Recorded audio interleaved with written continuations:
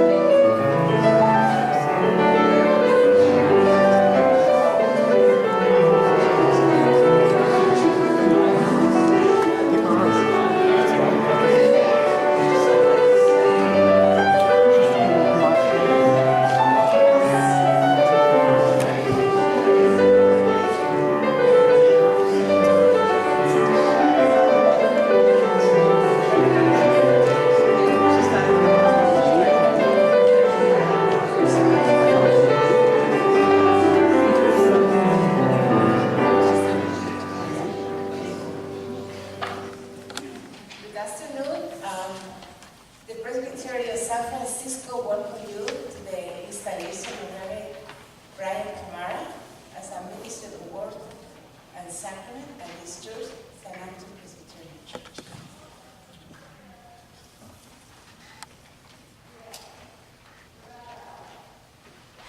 Please stand and join us for our intro, which you'll see printed in words in your bulletin.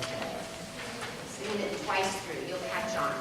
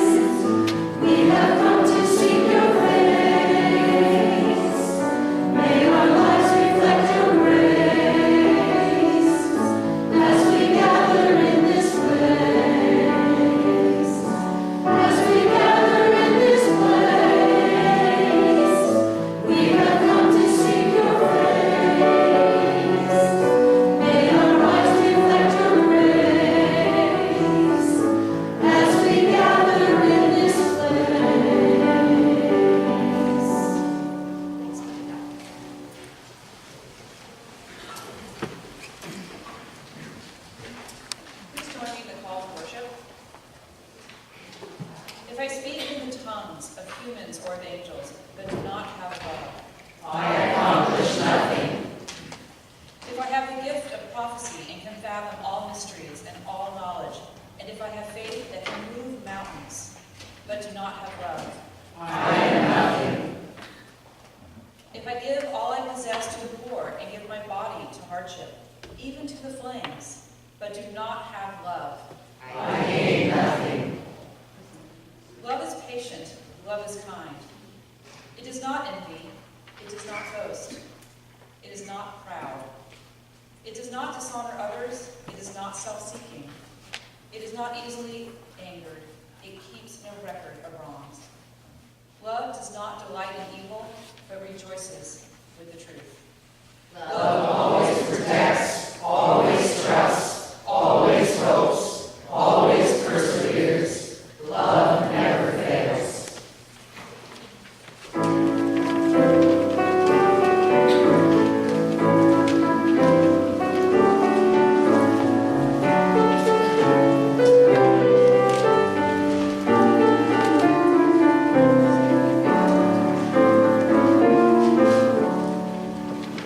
Here in this place.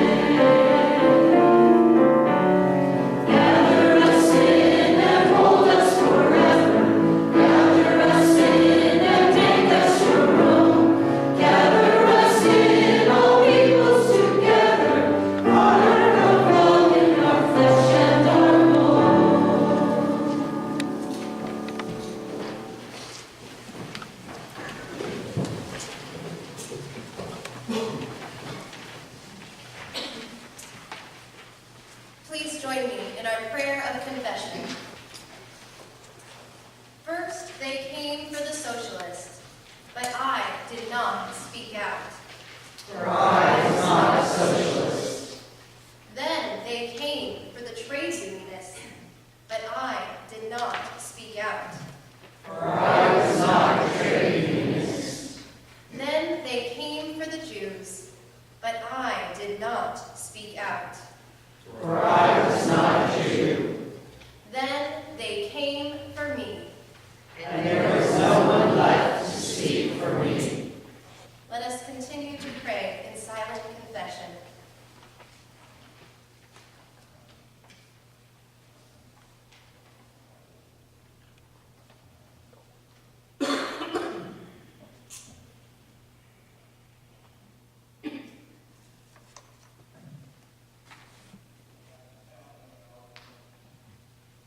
Hear the good news. Jesus opened the scroll of the prophet Isaiah and found the place where it was written. The Spirit of the Lord is upon me, because he has anointed me. He has sent me to preach good news to the poor, and recover his sight to the blind, to liberate the oppressed, and to proclaim the year of the Lord's favor. All eyes in the synagogue were fixed upon him, and he said to them, Today this scripture has been fulfilled.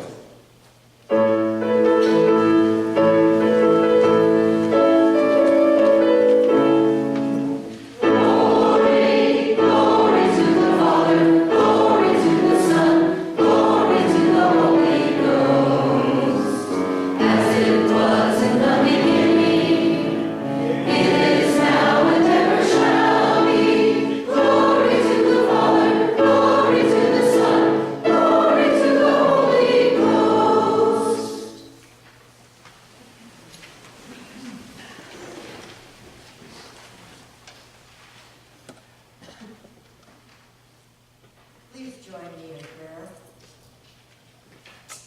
Lord, open our hearts and minds by the power of your Holy Spirit, that as the scriptures are read and your word is proclaimed, we may hear with joy what you have to say to us today. Amen. And now the first reading is 1 Samuel 16, verse 1, and then verses 4 through 13. The Lord said to Samuel, "How long are you going to grieve over Saul? I have rejected him as king over Israel. Fill your horn with oil and get going. I'm sending you to Jesse of Bethlehem because I have found my next king among his sons." And then at 4, Samuel did what the Lord instructed. When he came to Bethlehem, the city elders came to meet him. They were shaking with fear. "Do you come in peace?" they asked. "Yes," Samuel answered. "I've come to make a sacrifice to the Lord. Now make yourselves holy, and then to come with me to the sacrifice." Samuel made Jesse and his sons holy and invited them to the sacrifice as well. When they arrived, Samuel looked at Jesse's eldest son and thought, "That must be the Lord's anointed right in front." But the Lord said to Samuel, "Have no regard for his appearance or stature, because I haven't selected him. God doesn't look at things like humans do. Humans see only what is visible to the eyes, but the Lord sees into the heart." Next, Jesse called for the second eldest, who presented himself to Samuel. But he said, "The Lord hasn't chosen this one either." So Jesse presented the third. But Samuel said, "No, the Lord hasn't chosen this one." Jesse presented 7 of his sons to Samuel. But Samuel said to Jesse, "The Lord hasn't picked any of these." Then Samuel asked Jesse, "Is that all of your boys?" "They're still the youngest one," Jesse answered, "but he's out keeping the sheep." "Send for Samuel told Jesse, because we can't proceed until he gets here. So Jesse sent and brought him in. He was reddish brown, had beautiful eyes, and was good looking. The Lord said, "That's the one. Go anoint him." So Samuel took the horn of oil and anointed him right there in front of his brothers. The Lord's Spirit came over David from that point forward. This is the word of the Lord.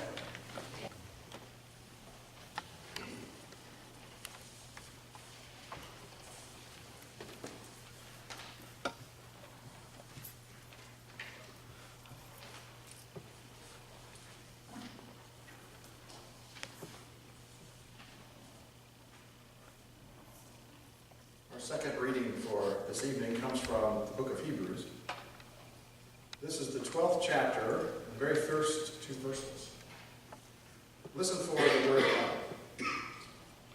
Therefore, since we are surrounded by so great a cloud of witnesses, let us also lay aside every weight and sin which clings so closely, and let us run with perseverance the race that is set before us, looking to Jesus, the pioneer and perfecter of our faith, who for the joy that was set before him endured the cross, despising the shame, and is seated at the right hand of the throne of God.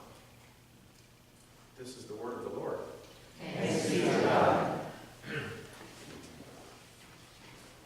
Thanks be to God. And thank you, Brian, for inviting me to preach this afternoon. And thank you all for inviting us into your congregation. We are excited. We're all part of this. Greetings from the Presbyterian San Francisco again.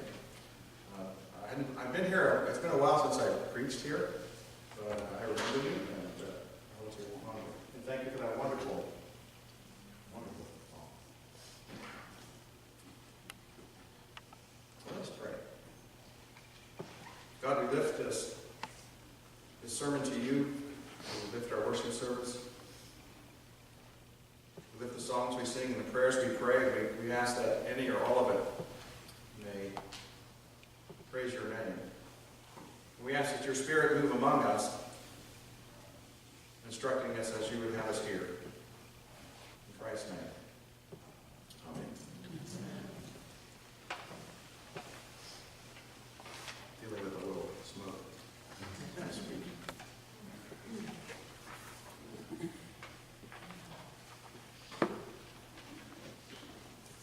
The passage we read in Hebrews 12 really to me becomes clear in context of the chapter right before it, Hebrews chapter 11. It's a famous chapter, I'm sure you know it. It lists all the saints that have come before us. It can't be a complete list. But chapter 11 of Hebrews is like a long, slow walk through the memorial hall of the faithful. It pays a shining tribute to the long list of saints who come before us. It looks way back. It looks back to Abraham, back to Sarah, back to Moses. It remembers the saints who come before, and it honors their lives. And all the saints had 3 things in common. First, they're celebrated for their faith. Everyone listed there lived by faith. Walter Brueggemann describes faith this way. Faith is the willingness to trust our lives and our future to God, even when God does not appear as reliable as other, more immediate supports. Faith is the readiness to risk life on the promises of God without holding back. Wonderful definition. They were willing to trust their lives to God. They were willing to bank their hopes on the promises of God, even in the face of alternatives that may have looked more realistic or even more attractive. They trusted God and they moved toward a future they could not see. They walked by faith, not by sight, it says. They walked by faith, not by doctrinal certitude. They walked by faith, not by public opinion polls, even if they were number 1 in those polls. They walked by faith, not by financial security, by faith, not by sight. They were people of faith. The second thing the ancestors have in common and are celebrated for are both their successes and their hardships. They accomplished some amazing things through God. It lists them there. They conquered kingdoms. They enforced justices. They received promises. They stopped the mouths of lions. They quenched the raging fires. They escaped the edge of the sword. They experienced enormous successes. And they also endured many hardships and danger, suffering, even death. Some were tortured. Others suffered mockery and scourging, even chains and imprisonment. They were stoned. They were sawn in two. They went about in skins of sheep and goats, destitute, afflicted, and ill-treated. They suffered because of their faith, and yet, even when they smelled death, they did not retreat. They did not deter. They did not hold back or give up. They persevered to the end. Their testimony is a remarkable testimony of perseverance. They weren't perfect people. They were ordinary people. They had flaws, shortcomings, but they didn't hold back on their faith. The scripture makes one thing very clear. God was not ashamed to be called their God. God liked the way they lived. The third thing about the ancestors that are celebrated in the chapter right before our reading. They all had faith. They all had successes and hardships. And the third thing is that third thing they had in common was none of them saw the promises fulfilled in their lifetime. Much of their work and their striving remained unfinished. There was more to be done. There was always more to be done. It is as if the entire chapter 11 builds to the final two verses at the end, in 39 and 40. Listen to this word from Scripture. Yet all these, though they were commended for their faith, did not receive what was promised, since God had provided something better, that they would not, apart from us, be made perfect. What an ominous lie. So that they would not, apart from us, be made perfect. After looking back, celebrating the saints who come before, the scripture brings all that past right into the present and says, now it's up to you. The value of their sacrifices depended on what the people of God did next. It's a call to the next generation to decide now. They embraced the gifts or did they toss them aside? Whether they wanted the burden or not, that is the decision that they had to make. And that we all do, really. Because the value of the sacrifice falls on the shoulders of the next generation of the people of God. God set it up that way. This is contrary to the individualistic culture that our life imagines life to be, that our culture imagines life to be. The Bible doesn't entertain the idea of a self-made, independent person. Rather, the Scripture proclaims that everyone stands on the shoulders of saints who come before. That everyone owes a debt of gratitude to those who fought the good fight and persevered. That we're all connected to each other. I know you are indebted. There's someone in your life who whispered a God word at the right moment. Made all the difference. I'm indebted to those who come before me. The people, the places, the events that the Holy Spirit has shaped me into the man I am and the minister I became and becoming. From my parents to my mentor, my friends, my dear wife. Scholars like Walter Brueggemann, who I'm indebted to this sermon for, and his insights. So after looking back with gratitude and celebration, the Scriptures turn our gaze forward, towards the future. They encourage us to embrace God's call to continue that work that is unfinished. And Hebrews 12 begins. Therefore, since we are surrounded by so great a cloud of witnesses, let us also lay aside every weight and sin which clings so closely. Let us run with perseverance the race that is set before us, looking to Jesus, the pioneer and perfecter of our faith, who for the joy that was set before him endured the cross, despising the shame, and is seated at the right hand of the throne of God. There comes a moment where the baton is handed off.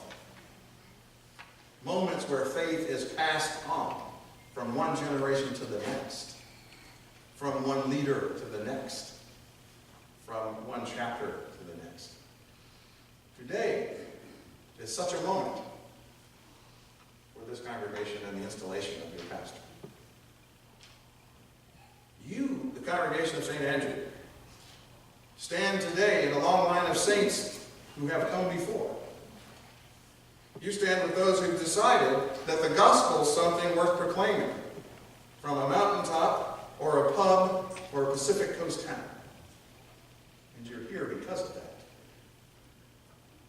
Today you stand with those who decided that the good news of the gospel is worth telling, even at risk to yourself or despite the criticisms or ridicule you might encounter. Today, you're the ones hearing the call of chapter 12. Answering that call proclaims that all those sacrifices are not in vain. You stand on the next threshold of God's next chapter. A story that began long before you existed and will continue long after you pass. To another generation. Now is the time. God is doing a new thing, and you're the ones to bring it forth into this world. Too much? You got this.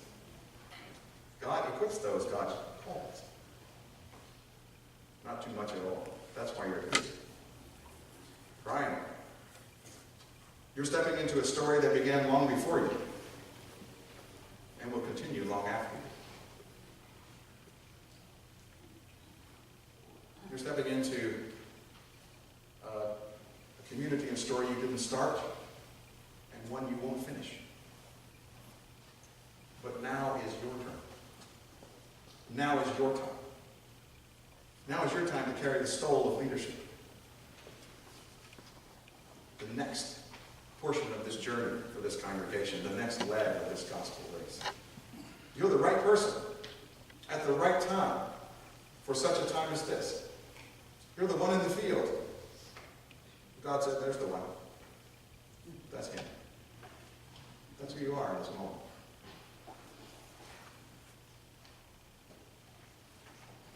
You and your lovely wife.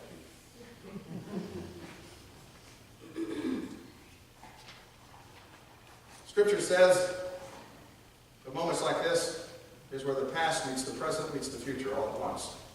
Scripture says we're not alone today. You're not alone. We are surrounded by a great cloud of witnesses. Abraham, Sarah, Moses, Ruth, Jonah, Mary, the list goes on. All of them, all of their spirits are right here in this room, right now, with us. And they're not being quiet. They didn't just wander in. They came to cheer you on this day. They're cheering loudly. They're shouting and cheering because God's future is calling, and they're saying, let's get on with it. Let's run. Let's run the race that's set before us. Let us run with perseverance of the ancestors. Never giving up. Never relying on our own power, but on the faith in God to keep us going. Let us run. Setting aside everything that might weigh us down or slow us down. You can't run this race with ankle bracelets of bitterness or backpacks of resentment. Drop off. And that's going to be what you're doing. You're going to be saying, what do we carry forward? What do we leave behind? Let us run. Let us run with our eyes on Christ, looking to Jesus, the pioneer and perfecter of our faith. Jesus who paved the way, who is the way for love to enter a broken world of hate. Looking to Jesus always, who ran this race with such perfection. We are not called to be successful. We are called to serve. We are not called to be famous. We are called to be faithful. And now is your turn. Now is your time to carry the torch of the gospel to the next way. This is a new day. This is a new chapter. Let us run. Run for the joy, the hope, and the salvation that Jesus brings. Let us run. Let's pray. Blessings on you. Blessings on you, congregation.